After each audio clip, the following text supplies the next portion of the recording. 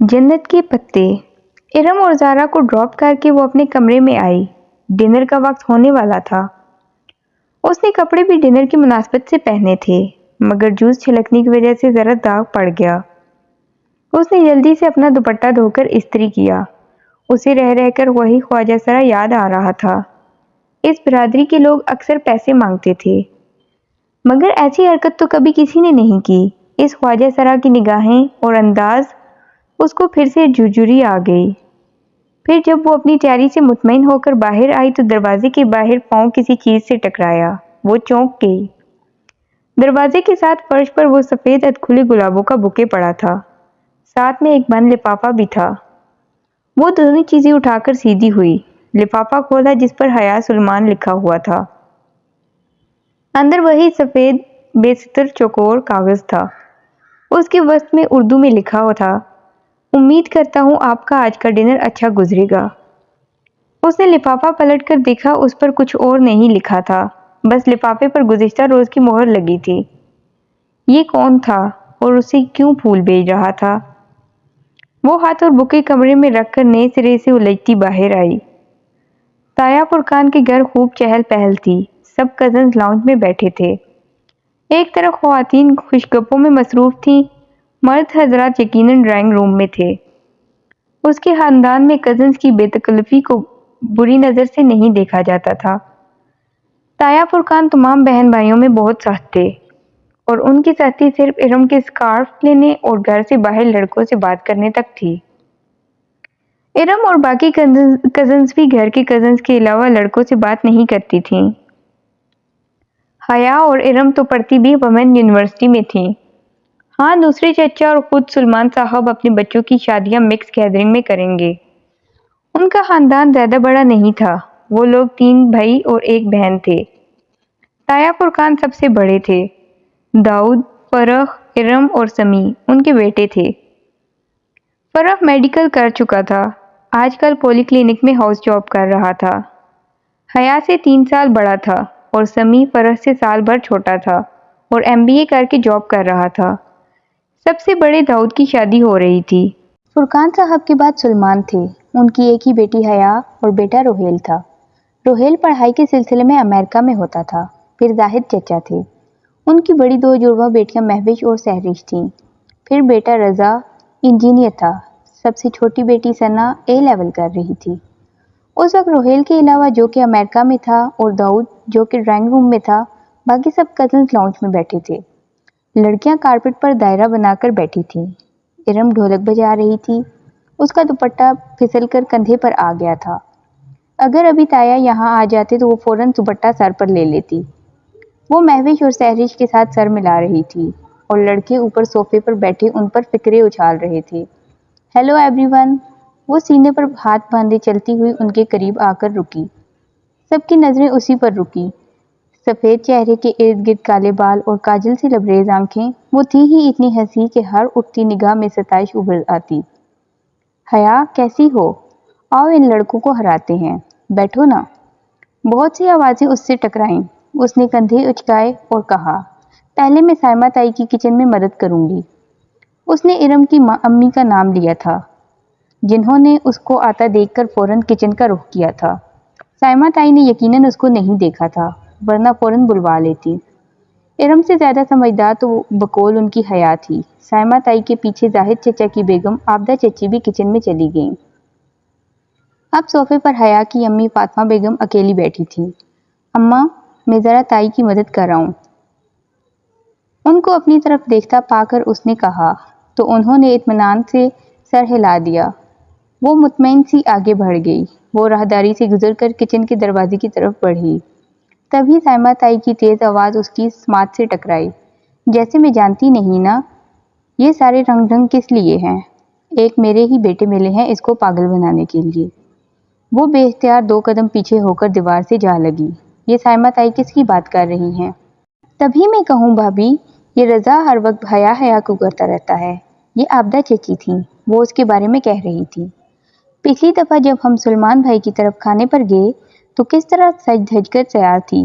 تب سے رضا میرے پیچھے پڑا ہے کہ حیا کا رشتہ مانگے۔ اس لڑکی کو لڑکوں کا دل جیتنے کا فن آتا ہے۔ کتنی مشکل سے داؤد کے دل سے اس کا خیال نکالا تھا، میں نے اور فرقان نے۔ وہ تو اڑا ہی گیا تھا کہ شادی کروں گا تو حیا سے، مگر جب فرقان نے سختی کی کہ ایسی بے پردہ اور آزاد خیال لڑکی کو اپنی بہو بنا کر ہم نے اپنی آخرت خراب نہیں کرنی، تب کہیں جا کر وہ مانا۔ اور اب یہ فرح کو پتہ نہیں کیا ہو گیا ہے، کیا کروں اس لڑکے کا۔ اب وہ پھر کیل کانٹوں سے لیس ہو کر آ جائے گی اور اس کے جاتے ہی فرح ضد لگا کر بیٹھ جائے گا۔ اب میری ارم بھی ہے، مجال ہے کہ وہ گھر سے باہر دوپٹے لیے بغیر نکلے۔ سائمہ تائی بہت فخر سے کہہ رہی تھیں اور وہ دھواں دھواں ہوتے چہرے کے ساتھ دیوار سے ٹیک لگاتے کھڑی تھی۔ اسے لگا کہ اس نے مزید کچھ سنا تو اس کے اعصاب جواب دے جائیں گے۔ وہ فوراً اپنے وجود کو سنبھالتے واپس موڑی۔ کسی بات پر ہنستے ہوئے فرح کی نگاہ اس پر پڑی تو اس کو راہداری سے آتا دیکھ کر اس کی ہنسی رک گئی۔ وہ مسکرایا۔ بہت مناسب سی شکل و صورت کا تھا فرح، اور ٹف روٹین کی وجہ سے اس کا رنگ مزید سانولا ہو گیا تھا، مگر مسئلہ اس کی واجبی صورت اور حیا کی بے پردگی کا نہیں تھا۔ اصل بات سب جانتے تھے، تو پھر رضا اور فرح نے ایسا سوچا بھی کیسے؟ وہ ایک سپاٹ نگاہ فرح پر ڈال کر صوفے پر فاطمہ بیگم کے ساتھ آ بیٹھی۔ تمہیں کیا ہوا؟ کچھ نہیں اماں۔ وہ فوراً خود کو نارمل کر پائے، وہ مطمئن ہو گئیں۔ تو وہ سائمہ تائی کے بارے میں سوچنے لگی، جن کا حیا میری جان کہتے منہ نہ تھکتا تھا، اور فرقان تایا کی تو وہ بڑی بیٹی تھی، مگر ان کے دل میں ایسے خیالات تھے یہ وہ گمان بھی نہیں کر سکتی تھی۔ اور وہ پھول، وہ بھی فرح یا رضا نے بھیجے تھے؟ مگر جب پہلی بار اس کو پھول آئے تھے تو فرح شہر سے باہر تھا اور رضا تو اسلام آباد میں ہی تھا، مگر ان میں سے کسی کو بھی اس کی سمبھاجی سلیکشن کا پتہ نہیں تھا۔ شاید جب وہ زارا کو فون پر بتا رہی تھی تب کھڑکی کے باہر کچھ کھڑکا تھا۔ وہ جو کوئی بھی تھا اس نے کھڑکی کے باہر سے ساری باتیں سن لی تھیں اور اس نے پھولوں کے ساتھ خط لکھ کر رکھ دیا تھا، مگر کوریئر پر تو ایک دن پہلے کی مہر لگی ہوئی تھی۔ شاید اس نے کوئی جعلی مہر استعمال کی ہوگی، مگر اس طرح کے جھمیلوں میں فرح یا رضا جیسے جاب والے مصروف بندے کیوں پڑیں گے بھلا؟ اس کا دل کہہ رہا تھا کہ بھول بھیجنے والا کوئی اور ہی ہے۔ خیر دفع کرو جو بھی ہو، ان دونوں کا دماغ تو میں ابھی ٹھیک کرتی ہوں۔ وہ تیزی سے اٹھ کر لڑکے لڑکیوں کے گروپ کی طرف چلی آئی۔ ارم، اس نے اپنے مخصوص انداز میں سینے پر ہاتھ باندھے ہوئے ارم کو مخاطب کیا تو سب رک کر اس کو دیکھنے لگے۔ کیا تم لوگوں نے سبین پھوپھو کو شادی کا کارڈ بھیجا تھا ترکی؟ اس نے فرح اور رضا کے چہرے کو مان پڑتا دیکھا۔ سلمان چچا کو کارڈ دیا تھا، انہوں نے بھیج دیا ہوگا، اور سبین پھوپھو کو ابو نے فون کر کے کہہ دیا تھا۔ کیا سبین پھوپھو آئیں گی؟ آنا تو چاہیے، قریبی رشتہ ہے، تم سے نہ صحیح ہم سے تو ہے۔ اس نے قریبی رشتے پر زور ڈالتے ہوئے فرح اور رضا پر ایک نظر ڈالی۔ ان کے چہرے پھیکے پڑے تھے اور دونوں ہی سوچ میں گم تھے۔ پھر کھانے کے وقت سائمہ تائی نے سب سے پہلے اس کو بلایا۔ حیا میری جان، تم تو سمجھدار ہو، یہ ارم تو بس، تم نے ٹیبل پر خیال رکھنا ہے، جیسے ہی کوئی ڈش خالی ہو یا آدھی ہو جائے تو فوراً ظفر کو آواز دینا، ٹھیک؟ شور تائی، میں خیال رکھوں گی۔ وہ فوراً مسکراتی ہوئی سرو کرنے لگی۔ چند منٹ بعد سب کھڑے اپنی اپنی پلیٹوں میں کھانا نکال رہے تھے۔ تایا جان آپ نے سلاد نہیں لیا؟ وہ رشین سیلڈ کا پیالہ ہاتھ میں لیے ابو اور تایا فرقان کی طرف آئے، جو اپنے ذہن میں باتیں کر رہے تھے۔ اس کے پکارنے پر چونکے۔ تھینک یو بیٹا۔ تایا فرقان نے مسکراتے ہوئے سلاد اپنی پلیٹ میں نکالا۔ وہ شلوار کرتے میں ملبوس تھے اور شال لی تھی، باروک چہرے پر مونچھیں۔ سلمان صاحب ان کے برعکس کلین شیو ڈنر سوٹ میں بہت سمارٹ لگ رہے تھے۔ دونوں کی سوچیں ان کے حلیوں جیسی تھی۔ ابا آپ بھی لینا۔ سلمان، تم نے سبین کو کارڈ پوسٹ کر دیا تھا؟ تایا کو اچانک شاید اس کی شکل دیکھ کر یاد آیا تھا۔ سلمان صاحب کا چمچے سے سلاد بھرتا ہاتھ ذرا سست پڑا اور چہرے پر کڑواہٹ پھیل گئی۔ بہت آہستہ آہستہ انہوں نے چمچہ پلیٹ میں پلٹا کر دیا تھا۔ ان کے لہجے میں کاٹ تھی جو کہ حیا کے لیے نئی تھی۔ ابا، سبین پھوپھو شادی پر آئیں گی؟ وہ پوچھے بنا نہ رہ سکی۔ کل مہندی ہے، آنا ہوتا تو آج آ چکی ہوتی۔ 30 سالوں میں جو عورت صرف کچھ دفعہ ملنے آئی ہو وہ اب بھی نہ آئے تو بہتر ہے۔ فرقان تایا دنگ رہ گئے۔ سلمان، کیا ہوا ہے؟ تھینک یو بیٹا، سلمان صاحب نے حیا کو کہا۔ اس کا مطلب تھا کہ اب تم یہاں سے جاؤ، اور وہ اشارہ سمجھ کر سر جھکائے وہاں سے آ گئی۔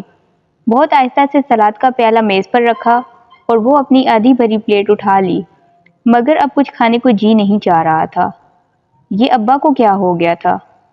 وہ پھپھو کے بارے میں ایسی باتیں کیوں کر رہے تھے؟ پھر اس سے رہا نہیں گیا، وہ اپنی پلیٹ اٹھا کر ستون کے ساتھ کھڑی ہو گئی، جس کی دوسری طرف ابا اور تایا کھڑے تھے۔ بظاہر اپنی پلیٹ پر نظر جھکاتے کان ان دونوں کی باتوں کی طرف تھے۔ حیا کے لیے لغاری نے اپنے بیٹے کا پروپوزل دیا ہے۔ سلمان صاحب نے اپنے دوست کا نام لیا تو حیا کے ہاتھ میں پکڑی ہوئی پلیٹ لرز گئی۔ یہ کیا کہہ رہے ہو؟ فرقان تایا ششد رہ گئے۔ بھائی، اس میں حیرت کی کیا بات ہے؟ ولید اچھا لڑکا ہے، کل مہندی پر آئے گا تو ملواؤں گا۔ سوچ رہا ہوں حیا سے پوچھ کر ہاں کر دوں۔ مگر سلمان، یہ کیسے ہو سکتا ہے؟ کیوں نہیں ہو سکتا بھائی؟ تم یہ شادی کیسے کر سکتے ہو؟ باپ ہوں اس کا، کر سکتا ہوں۔ فاطمہ بھی راضی ہے اور مجھے یقین ہے حیا کو بھی کوئی اعتراض نہیں ہوگا۔ اور جہاں کا کیا ہوگا؟ کون جہاں؟ سلمان صاحب یکسر انجان ہو گئے۔ تمہارا بھانجا، سبین کا بیٹا، جس سے تم نے حیا کا نکاح کیا تھا، تم کیسے بھول گئے ہو؟ وہ 21 سال پرانی بات ہے اور حیا اب 22 سال کی ہو گئی ہے۔ بے وقوفی کی تھی میں نے، سبین پر اعتبار کر کے اپنی بچی کا نکاح کر دیا۔ 21 برسوں میں کبھی سبین نے مڑ کر پوچھا کہ نکاح کا کیا ہوگا؟ 6 ماہ میں ایک بار فون کر لیتی ہے اور 3 منٹ بات کر کے رکھ دیتی ہے۔ اور آپ کو واقعی لگتا ہے کہ وہ لوگ رشتہ قائم رکھنا چاہتے ہیں؟ مگر سبین تو سکندر کی وجہ سے، تم تو جانتے ہو، الٹے دماغ کا انسان ہے۔ میں کیسے مان لوں کہ اپنے مغرور اور بد دماغ شوہر کی وجہ سے نکاح کو بھول گئی؟ اب اتنے برس بیت گئے، اس نے ایک بار بھی شادی کی بات منہ سے نہیں نکالی، میں اس سے کیا امید رکھوں؟ مگر جہاں تو اچھا لڑکا ہے، تم اس سے ملے تو تھے جب پچھلے سال تم استنبول گئے تھے؟ جی جہاں، سکندر اچھا لڑکا ہے، مائی فٹ، اس نے بہت تلخ ہو کر کہا۔ اس کے تو مزاج ہی نہیں ملتے، ترکی میں پیدا ہوا ہے، نہ اس کو اردو آتی ہے نہ پنجابی۔ اور اس نے ماموں کا حال پوچھا؟ کبھی فون کیا ہے بھائی؟ میں یہ بھول سکتا ہوں، مگر پچھلے سال میں ترکی گیا تھا تو یقین کریں بھائی، میں 18 دن وہاں رہا، روز سبین کے گھر جاتا تھا۔ سکندر تو خیر الگ بات ہے، مگر جہاں آخری روز مجھے ملا، وہ بھی 15 منٹ کے لیے بس۔ وہ بھی جب اس کی ماں نے میرا نام بتایا تو کافی دیر سوچنے کے بعد اس کو یاد آیا کہ اس کا دور پرے کا ماموں لگتا ہوں۔